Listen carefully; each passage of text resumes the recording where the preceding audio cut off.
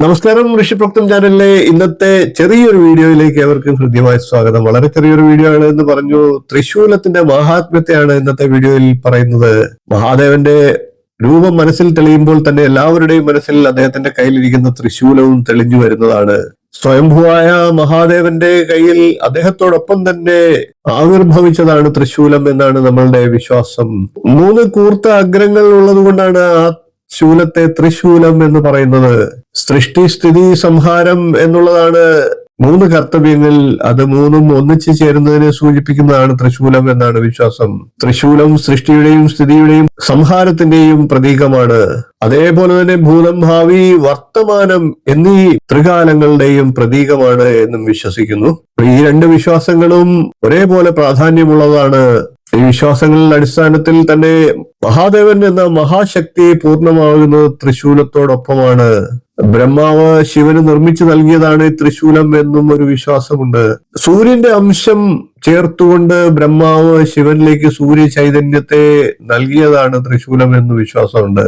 തൃശൂലം കൂടാതെ പശുപതിയായിട്ടുള്ള ഭഗവാൻ പരമേശ്വരന്റെ മറ്റൊരു പ്രധാനപ്പെട്ട ആയുധമാണ് പാശുപതം.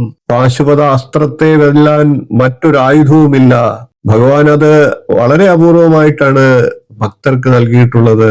തന്നെ ഉപാസിച്ച അർജുനന് പാശുപതാസ്ത്രം നൽകിയ കഥ നിങ്ങൾക്ക് ഏവർക്കും ഓർമ്മയുണ്ടാകുമെന്ന് വിശ്വസിക്കുന്നു. കിരാതമൂർത്തിയായിട്ട് പരമശിവനും പാർവതിയും ഒന്നിച്ച് കഠിന തപം ചെയ്ത അർജുനനെ പരീക്ഷിക്കുന്നതും പന്നിയെ അമ്പെയ്യുന്നതുമെല്ലാം കഥകളിലൂടെ നാം കേട്ടിട്ടുണ്ട്.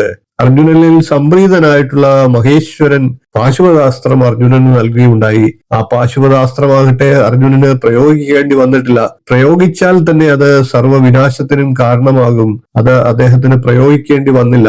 അർജുനൻ മഹാഭാരത യുദ്ധത്തിൽ പ്രയോഗിക്കാത്ത ഏക ആയുധവും പാശുപതാസ്ത്രം തന്നെയാണ്. പാശുപതാസ്ത്രത്തിന്റെ മന്ത്രം അതീവ വിശേഷപ്പെട്ടതാണ്.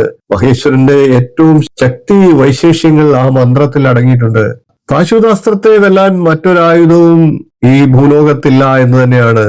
ദൈവപക്ഷത്ത് തന്നെ മറ്റൊരു അസ്ത്രവും അതിനെ കടത്തിവെട്ടുന്ന രീതിയിൽ ഇല്ല.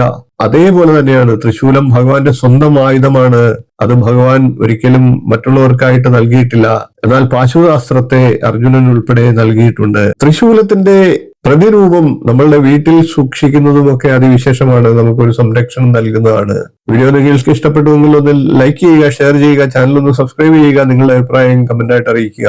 ഇനിയും ഇതുപോലുള്ള നല്ല നല്ല വിഷയങ്ങളും വീഡിയോകളുമായി നമുക്ക് വീണ്ടും കാണാം. നന്ദി, നമസ്കാരം, ശുഭദിനം.